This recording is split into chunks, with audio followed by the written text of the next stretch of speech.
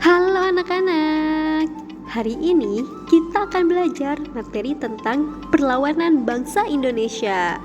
Nah, sebelumnya kalian telah mempelajari kedatangan bangsa Eropa yang akhirnya menguasai wilayah Indonesia. Kedatangan bangsa Eropa tersebut tidak diterima begitu saja oleh bangsa Indonesia.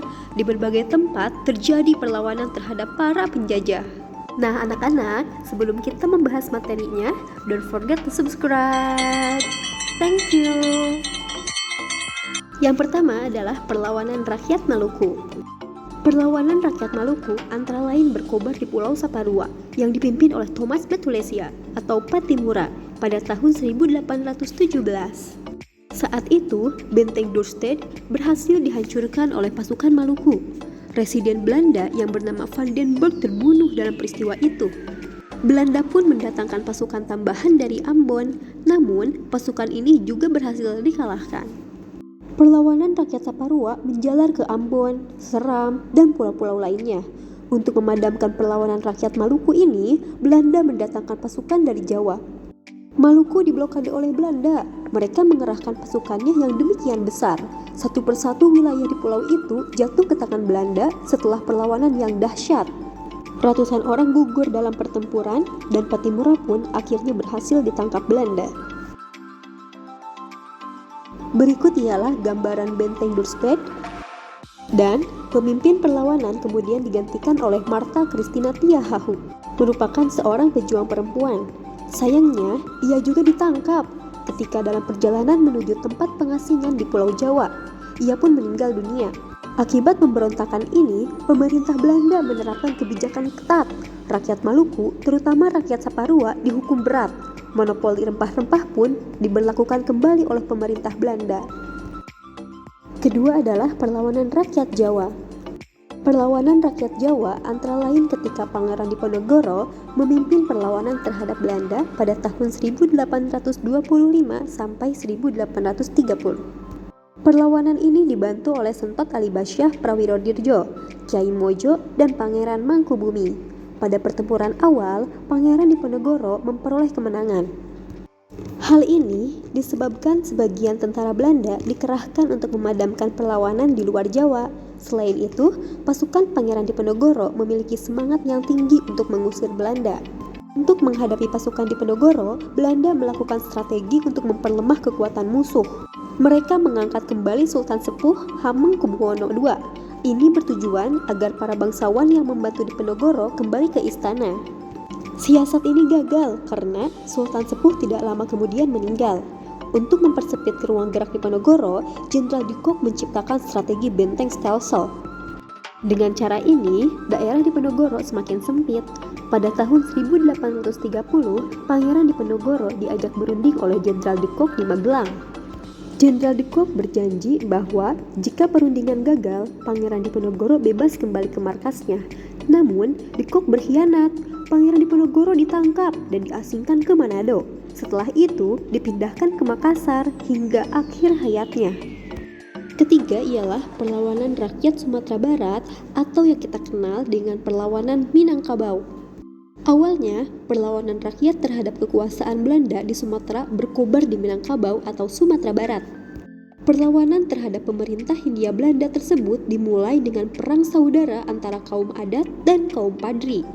Pada tahun 1821, Belanda masuk dalam perselisihan kedua golongan ini. Belanda memihak kaum adat, sehingga berkobarlah perlawanan kaum Padri terhadap Belanda. Pada mulanya, pemimpin Padri dipegang oleh Tuanku Nan Renceh, kemudian oleh Datuk Bendaharo, Tuanku Pasaman, dan Malimbasa. Malimbasa kemudian dikenal sebagai Tuanku Imam Bonjol.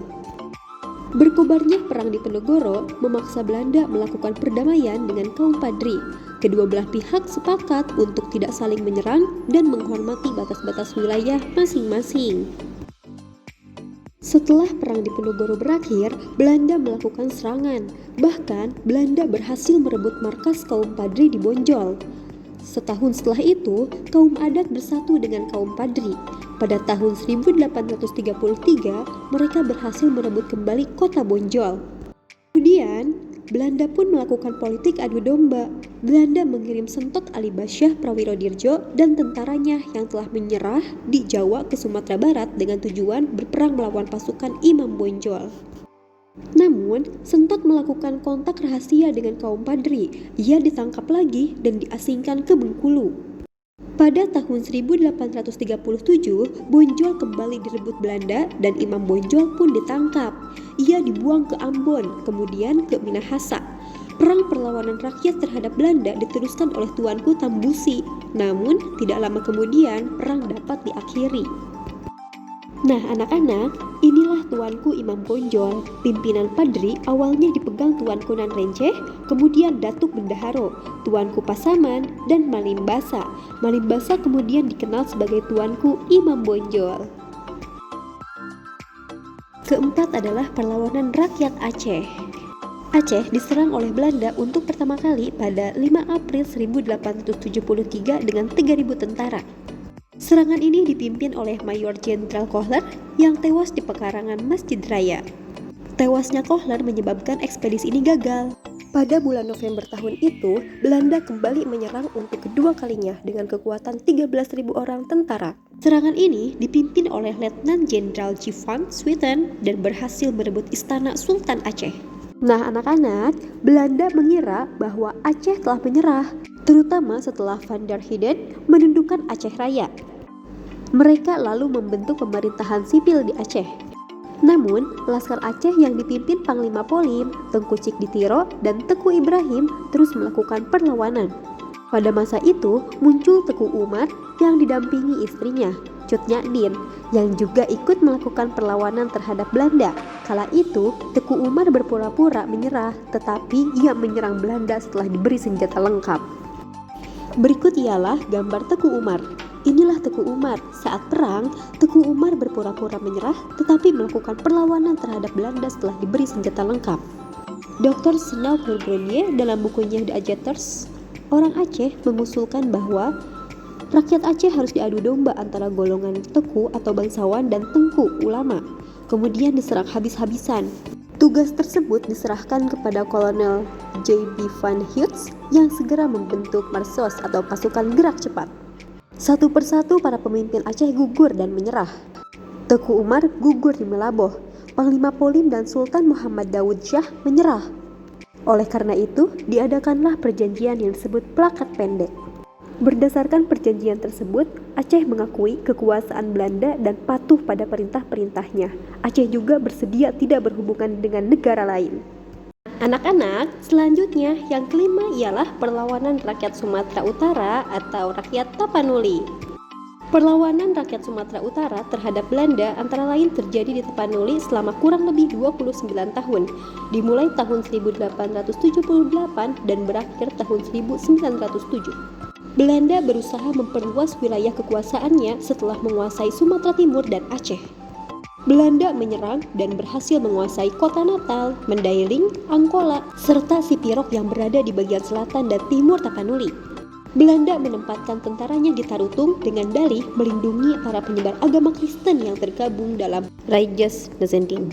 Tentara Belanda yang berkedudukan di Tarutung diserang oleh pasukan Sisingamaraja 12 yang bermarkas di Bakara. Perang terjadi di Butar, Bahal Batu, Balaj, Siborong-Borong, Lumban Julu, dan Laguboti. Dalam penyerangan itu, Belanda di bawah pimpinan Hans Christoffel. Pada 17 Juni 1907, Sisingamaraja 12 yang memusatkan pertahanan terakhir di Dairi gugur karena ditembak oleh Belanda. Hal ini membuat berakhirnya Perang Tapanuli. Putri Sisingamaraja 12 yang bernama Lopian dan dua orang putra Sisingamaraja 12 yaitu Sultan Nagari dan Patuan Anggi juga gugur. Putra Sisingamaraja 12 lain, Sabidan, Pakilim, dan Buntai dibuang keluar daerah Tapanuli, sementara Barita dan Pangarandang diasuh oleh pendeta di Peharaja. Nah anak-anak, perlawanan bangsa Indonesia selanjutnya ialah perlawanan rakyat Bali. Pada masa itu, pemerintah Belanda dan raja-raja di Bali sudah memiliki satu perjanjian.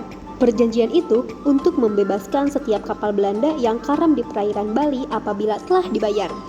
Perjanjian ini diadakan sehubungan dengan adanya hak tawan karang yang dimiliki raja-raja Bali tersebut. Hak tawan karang adalah hak para Raja Bali untuk merampas kapal-kapal yang karam di perairan Bali. Oleh karena pemerintah Belanda melanggar perjanjian tersebut, para Raja Bali memberlakukan kembali haknya ini.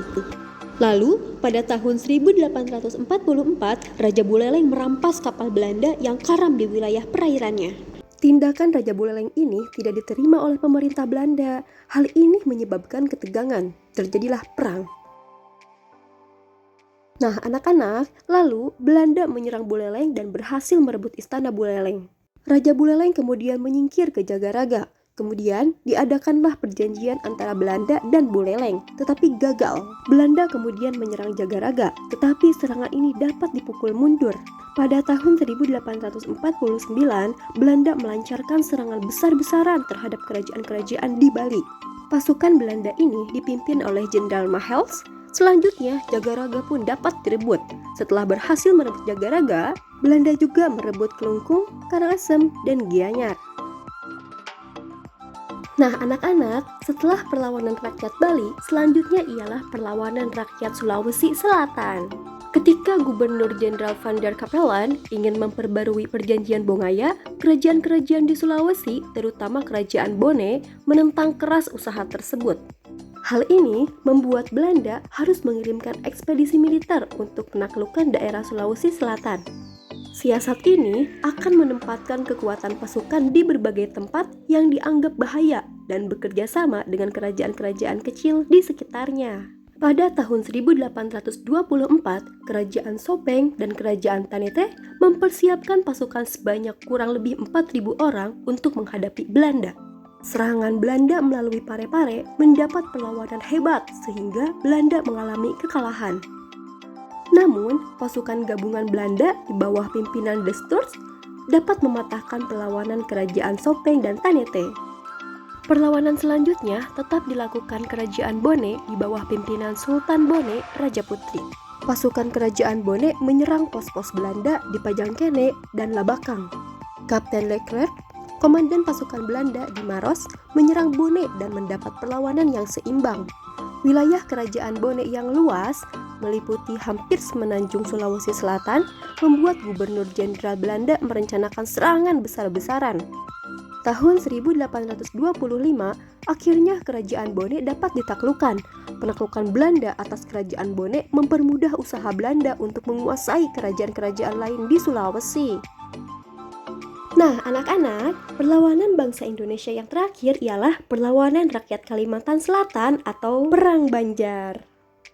Perlawanan rakyat Banjar terhadap pemerintah Belanda meletus pada tahun 1859. Hal ini disebabkan ketidaksenangan rakyat dan beberapa bangsawan Banjar terhadap campur tangan Belanda, terutama pada pengangkatan Pangeran Tamjidillah menjadi seorang sultan. Padahal yang lebih berhak menjadi sultan adalah Pangeran Hidayat. Perlawanan terhadap Belanda dipimpin oleh Pangeran Antasari. Rakyat mengepung benteng Belanda di Pengaron. Kiai Demang Loman bergerak di sekitar Riam Kiwa. Haji Nasrun menyerang pos Belanda di Istana Martapura. Pada tahun 1859, 3 tokoh setempat yaitu Haji Buyasin, Kiai Langlang, dan Kiai Demang Leman menyerang benteng Belanda di Tabanio. Di samping itu, Pangeran Hidayat melakukan cara gerilya ketika melawan Belanda. Pada tahun 1862, Pangeran Hidayat berhasil ditangkap Belanda, kemudian dibuang ke Cianjur. Sementara itu, Pangeran Antasari meninggal dunia.